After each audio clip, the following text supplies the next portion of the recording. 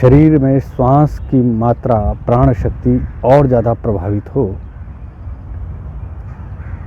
इसके लिए ओम का उच्चारण धीरे धीरे धीरे करें।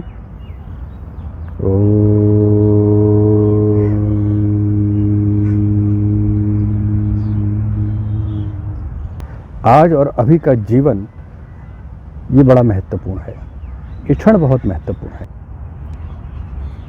5 ज्ञानेंद्रियों के ऊपर एक छठी इंद्रिय है। ये इंद्रिय क्या करती है? ये इंद्रिय इस लोक और उस परलोक के बीच का एक सेतु है। जो दैवीय शक्तियां हैं, दैवीय ऊर्जाएं हैं, दैवीय स्पंदन है, उसको अनुभव कराती है। चित्त शक्ति ही भूमिका निभाती है। चित्त शक्ति का दर्पण जब सामने खुल जाता है, चित्त शक्ति जग जाती है, तो अहंकार, मन, रितंबरा, बुद्धि और चित्त, ये सब तत्व अलग अलग हो जाते हैं। जब भी हम सवेरे उठते हैं तो सुबह उठकर 2 मिनट ध्यान जरूर करना चाहिए। केवल ईश्वर का स्मरण करना चाहिए। उस समय आपकी दैनिक दिनचर्या के जो काम हैं उन्हें आप थोड़ी देर के लिए होल्ड कर दें, क्योंकि काम तो बाद में भी हो जाएंगे। 2 मिनट बाद उन पर विचार करना हो तो 2, 4, 5 मिनट बाद पहले आप जग लें, क्योंकि इस शरीर से आपने काम लेना है। तो इसके लिए बहुत ज़रूरी है कि आप पूरी तरह से जग जाएं। अब जगना किसे है? सोता कौन है?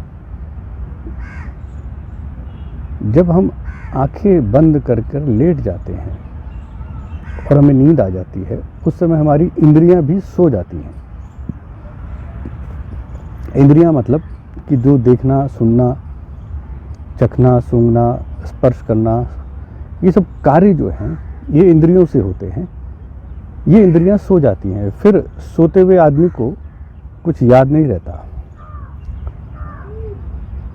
और कर्म इंद्रिय तो कर्म तो करता ही ना, वो बोलता है। अगर गहरी नींद है तो ये कार्य नहीं होते। एक विश्राम की अवस्था होती है। जब इस विश्राम की अवस्था के बाद जब जागरण होता है तो सीधा शरीर जग जाए, उसका अभ्यास है। वो आंखें खोल के देखने लगता है, सब कुछ टटोलता है, चलता है, बात करता है, सब इंद्रियां फिर से कार्य करने लगती है। इसी सिस्टम को अगर हम क्रमशः होशपूर्वक प्रारंभ करें तो यही वास्तव में जागरण होता है। अगर आप ब्रह्म मुहूर्त में जग भी गए और उसी तरह से जगे जैसे आप अपनी आदतों से जगते हैं, अगर उठकर वही सब किया जो उठकर करते हैं, यानी उनमें भक्ति का अभाव है, परमात्मा का स्मरण नहीं है, उसमें ध्यान नहीं हो रहा, तो जल्दी उठकर भी कोई लाभ नहीं। जल्दी उठने का अभिप्राय ये भी है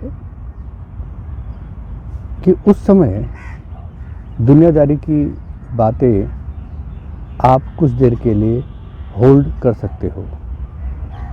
कुछ देर के लिए आप भूल सकते हो कि आप का अभी टास्क क्या है, आज का लेन देन क्या है, व्यापार क्या है। कुछ देर के लिए आप उसे होल्ड कर सकते हो। इसलिए सुबह जल्दी उठना और परमात्मा का चिंतन करना, आत्म तत्व का चिंतन करना और विज्ञान का चिंतन करना, तो यही मुहूर्त जिसमें आप जागरण करते हो, जिस मुहूर्त में आप ये सब चिंतन करते हो, ध्यान लगाते हो, समाधि लगाते हो, वही ब्रह्म मुहूर्त हो जाता है। अगर ब्रह्म का विचार ना हो तो ये ब्रह्म मुहूर्त नहीं होगा। तो इसलिए इस इंद्रियों को क्रमशः जगाने का जो कार्य है, ये ध्यान का एक हिस्सा है। अगर ध्यान के उस हिस्से में इंद्रियों का जागरण नहीं है, ऐसा नहीं कि जब आप आंख खोलकर उठते हैं, बैठते हैं तो इंद्रियां काम नहीं करेंगी। इंद्रियां तो काम करेंगी वैसे के वैसे, परंतु उन्हें क्रमशः होशपूर्वक जगाना, यानी इनके प्रति आपका भी जागरण होना चाहिए। क्योंकि जब शरीर से आप जगते हैं तो आप बोलते हैं कि मैं उठ गया हूँ, और आपकी जो आइडेंटिटी है, आपकी जो पहचान है, व्यक्तित्व है, वो एक नाम है, एक शरीर है, एक रूप है। अब उसके साथ जी रहे हैं। अभी आत्म जागरण तो हुआ ही नहीं।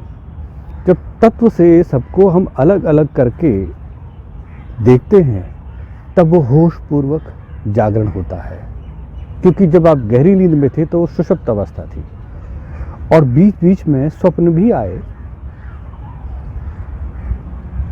यानी कुछ देखा, कहीं की ईंट कहीं का रोड़ा, भानुमति का कुंभा जोड़ा। कुछ स्वप्न इस तरह से भी होते हैं।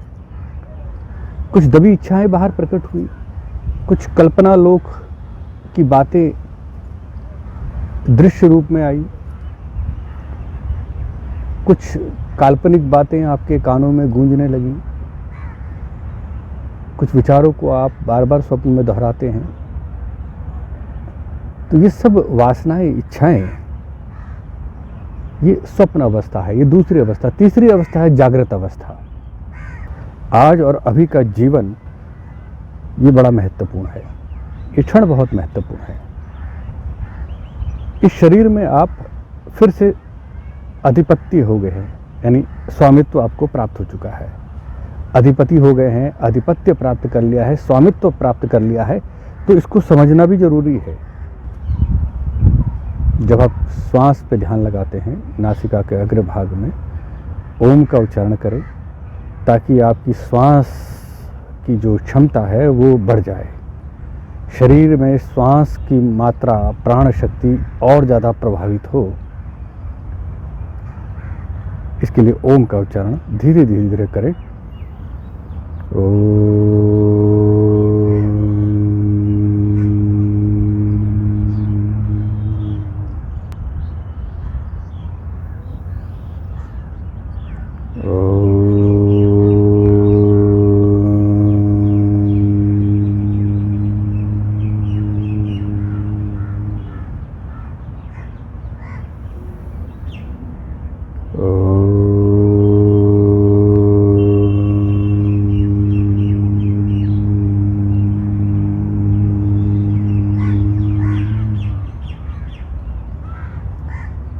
तीन बार के जो ओम का उच्चारण है उसमें आप जब पूरा श्वास म की ध्वनि के साथ खाली करते हैं तो नीचे से मूल बंध अपना आप लग जाता है। ये 3 बार ओम आपको उस अवस्था तक ले जाने में बहुत ही कारगर होता है जिस अवस्था में आपको ब्रह्म के विराट स्वरूप का कुछ चिंतन होने लगता है। अ से अग्नि, विराट, विश्व, उकार से हिरण्यगर्भ, वायु, तेजस, मकार से ईश्वर, प्राज्ञ, आदित्य। ये 3 ध्वनियां आपको पृथ्वी लोक का केंद्र, अंतरिक्ष लोक का केंद्र और सूर्य लोक का केंद्र, इन 3 केंद्रों पर भी आपको ध्यान लगवा सकता है। पृथ्वी तत्व में विराट, जो ये पृथ्वी है, विशाल है। पृथ्वी में इसमें असंख्य मनुष्य पल रहे हैं। 800 करोड़ लोग, 800 लोगों के लिए भोजन की पर्याप्त व्यवस्था है, और करोड़ों तो जीव हैं, छोटे छोटे जीवों से लेकर बड़े बड़े जीवों तक, चींटी से लेकर हाथी तक। कितने ही जीवन इस पृथ्वी पर भोग रहे हैं। यही विराटता है उस परमात्मा की कि सबके लिए भोजन और जल की व्यवस्था है। परिश्रम तो करना ही पड़ता है, यही विराटता है। और अग्नि जैसे पृथ्वी के गर्भ में छिपी हुई है, क्योंकि अग्नि ना हो तो अन्न उत्पन्न ना हो। अन्न, पेड़, वृक्ष ये ऊपर की ओर बढ़ते हैं, जैसे अग्नि ऊपर की ओर बढ़ते हैं। बीज को जमीन में दबा दिया, फिर जब बीज फोड़कर अंकुरित होता हुआ वो पौधा ऊपर की ओर, आकाश की ओर बढ़ने लगता है। जैसे ये अग्नि का ही गुण है। तो विराट, अग्नि और विश्व, और ये पृथ्वीलोक अपने आप में एक विश्व है। बहुत ही सुंदर प्रकृति है।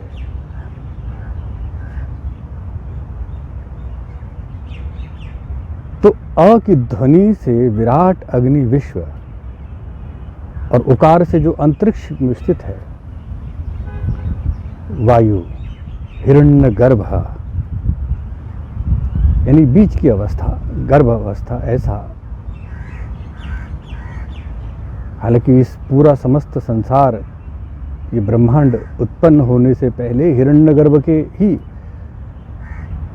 तल से उत्पन्न हुआ है।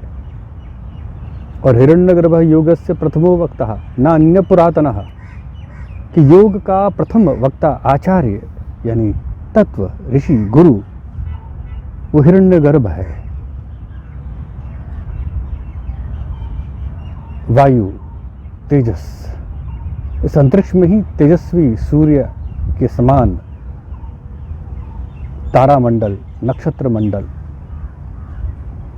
कितनी ही ज्योतियां उत्पन्न हो रही हैं, प्रकाशित हो रही हैं। और उस हिरण्य गर्भ के गर्भ में ही ये सब ज्योतिर्मान, हिरण्य मतलब सोने के जैसे चमक रहा है पूरा ब्रह्मांड, गैलेक्सी।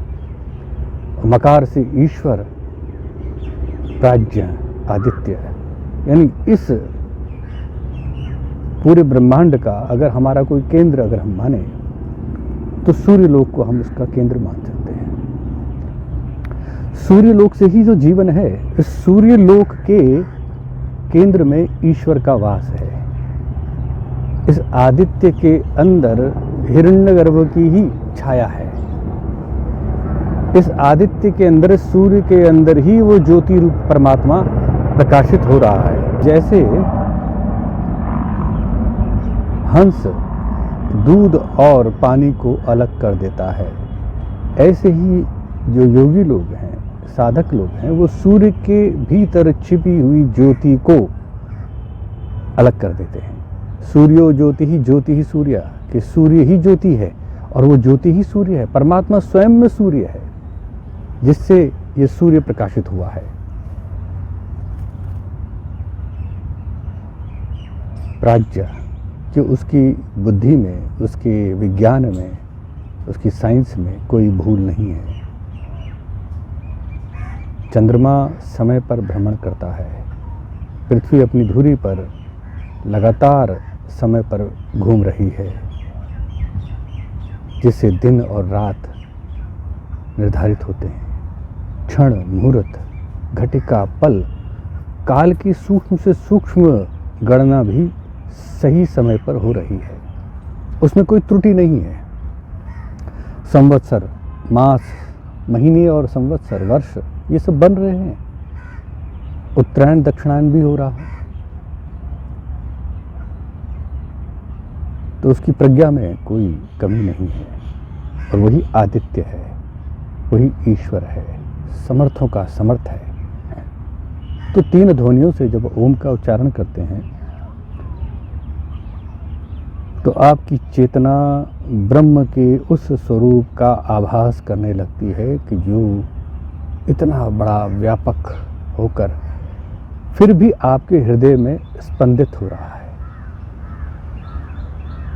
इस तीन उच्चारण से ही आप उसके निकटता को अनुभव कर सकते हैं। यही तो उसकी विराट और उसकी महिमा है कि वो विराट होते हुए भी इस प्राण में, आपके मन में, आपके हृदय में वो स्पंदित होने लगता है। वो एहसास करा देता है कि मैं तुम्हारे साथ हूँ, सदा से हूँ, हमेशा से हूँ, बस तुम ही सोए हुए थे तो जग जाओ। और ये जग जाओगे तो ये जागरण वास्तव में जागरण होगा, ईश्वर के प्रति और संसार के प्रति और शरीर के उन तत्वों के प्रति जिन्हें आप भूले बैठे हो, उन इंद्रियों के प्रति जो आज हैं कल नहीं रहेंगी, आज जागृत हैं, सुदृढ़ हैं, मजबूत हैं, स्वस्थ हैं, कल धीरे धीरे शिथिलता को प्राप्त होंगी, कल धीरे धीरे अपनी क्षमताओं को खोती रहेंगी।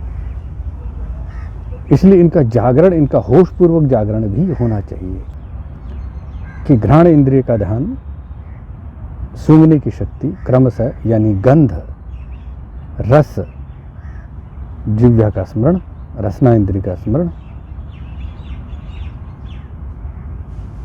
रूप चक्षु इंद्रिय का स्मरण, स्पर्श त्वच इंद्रिय का स्मरण, शब्द श्रवण इंद्रिय का संबंध। क्रमशः 5 यही है, गंध, रस, रूप, स्पर्श, शब्द। इन क्रमों से भी एक एक शब्द भी अगर दोहराते हैं तो ध्यान और गहरा होता रहेगा। ध्यान की ये प्रारंभिक अवस्था, इन 5 शब्दों को, इन 5 विषयों को भी आपने क्रमशः उच्चारण मन में ले आए, मन में दोहरा दिया, तो भी रिवर्स आपका ध्यान और गहरा होता जाएगा। इन 5 के ऊपर जो है वो छठी इंद्रिय है। 5 ज्ञान इंद्रियों के ऊपर एक छठी इंद्रिय है। ये इंद्रिय क्या करती है? ये इंद्रिय इस लोक और उस परलोक के बीच का एक सेतु है। ये जग जाए तो संसार के ज्ञान को देने वाली 5 ज्ञान इंद्रियों के ऊपर अधिशासित होकर ये छठी इंद्रिय ऊपर की जो दैवीय शक्तियां हैं, दैवीय ऊर्जाएं हैं, दैवीय स्पंदन है, उसको अनुभव कराती है। वहाँ सब कुछ दिव्य है, दिव्य चक्षु है, दिव्य श्रवण है, दिव्य स्पर्श है, दिव्य रस है, सब कुछ दिव्य है, डिवाइन है। जो कुछ डिवाइन है उसका जो अनुभव कराएगी वो, ये 5 इंद्रियां पावरफुल हैं, व्यापक हैं, इस संसार के सुंदर दृश्यों का अवलोकन करती है, मनन करती है। मन मनन करता है ना इन इंद्रियों के माध्यम से। छठी इंद्रिय कुछ और है, वो इनके ऊपर शासित होकर ऊपर के ऊर्ध्व दिव्य लोक के दैवीय वस्तुओं का ग्रहण करती है, दैवीय गंध का अनुभव करती है। जो कुछ दिव्य है, परमात्मा भगवान का दिव्य स्वरूप है, वो छठी इंद्रिय ही आत्मा के भीतर वो चेतनता पैदा करती है कि वो दिव्य जगत से जुड़ जाए। उसके ऊपर चित्त शक्ति का प्रति भी जागरण होना बहुत जरूरी है, क्योंकि वही आपको इस काल चक्र से और बारंबार के जन्म मृत्यु के बंधन से मुक्त करने के लिए ही, माया के प्रत्येक दर्पण को तोड़ने के लिए, माया के प्रत्येक बंधन को जड़ से उखाड़ने के लिए चित्त शक्ति ही भूमिका निभाती है। चित्त शक्ति का दर्पण जब सामने खुल जाता है, चित्त शक्ति जग जाती है, तो अहंकार, मन, रितंबरा, बुद्धि और चित्त, ये सब तत्व अलग अलग हो जाते हैं। और जब ये तत्व अलग अलग हो जाते हैं तो आत्मा का सूर्य प्रकाशित होने लगता है। और सूर्य जिस स्थान पर प्रकाशित होता है वहाँ समय से परे होता है, समयातीत हो जाता है, कालातीत हो जाता है। वहाँ पंचभूत ठहरे ठहरे रहते हैं। वहाँ एक दिव्य आकाश है, दिव्य प्राण का लोक है। ध्यान उस अवस्था में गहरा हो जाता है। जब प्रातः काल, जब इस ध्यान की प्रक्रिया को आप इंद्रियों के जागरण से लेकर चित्त शक्ति के जागरण तक अभ्यास में लेके आते हैं, तो उस वक्त जो आपको अनुभव होगा, जो निकटता अनुभव होगी ब्रह्मांड की सर्वोच्च शक्ति के साथ आपका जो सानिध्य होगा, आपका आत्मविश्वास मनोबल, देह का बल, इंद्रिय बल सब कुछ दृढ़ होता रहेगा, प्राणमय होता रहेगा, ऊर्जावान होता रहेगा। यही तो जागरण है। जब तक संसार के कार्यों में आपकी बुद्धि लगे, उससे पहले जल्दी उठकर ये काम तो करना ही चाहिए।